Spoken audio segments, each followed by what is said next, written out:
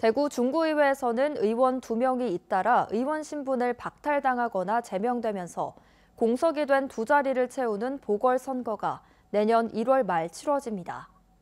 의원들 잘못으로 생긴 빈자리를 또다시 국민 혈세를 써서 채워야 하는 건데 보궐선거가 열리는데 책임이 있는 정당은 후보자를 내지 말아야 한다는 목소리가 높습니다. 보도에 권윤수 기자입니다. 더불어민주당 이경숙 전 대구 중구의원은 남구로 주소를 옮겼다가 피선거권이 박탈돼 의원직을 잃었습니다. 국민의힘 권경숙 전 대구 중구의원은 수의계약 등으로 물의를 일으켜 의원직에서 제명됐습니다. 공직선거법에 따르면 지방의회 정수의 25% 이상이 모자랄 경우 권한이 확정된 날로부터 60일 이내 보궐선거를 해야 합니다. 대구 중구의회 7명 가운데 2명이 의원직을 잃으면서 보궐선거가 확정됐고 선거일은 내년 1월 31일입니다. 선거에는 5억 5천만 원 정도가 들 것으로 보입니다.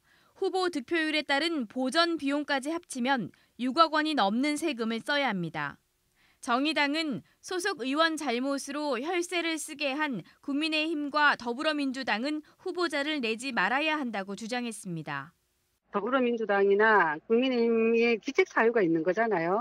각 당에서도 이런 부분에 대해서는 출마를 하지 않는 것에 대해서 공천을 하지 않는 것에 대해서 얘기를 하고 있고 그 부분에 대해서는 시민들과의 약속이라고 생각을 합니다. 대구 참여연대도 거대 양당은 책임지는 자세로 후보를 내지 않아야 한다고 강조했습니다. 귀책 사유가 있는 정당이 무공천 등으로 책임지지 않으면 국고 보조금을 삭감하는 등 페널티를 줘야 한다고도 했습니다. 귀책 사유가 있는 정당이 책임을 져야 되고 그 방법 중에 하나로 정당에 대한 국고 보조금을 삭감하는 방안을 제도화할 필요가 있는 겁니다. 공교롭게도 중구 가라는 같은 선거구에서 2명의 권한이 생겨 정당에서는 후보자를 2명까지 낼 수 있습니다.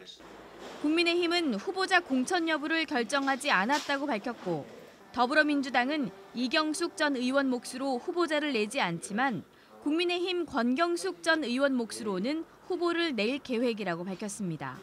MBC 뉴스 권윤수입니다.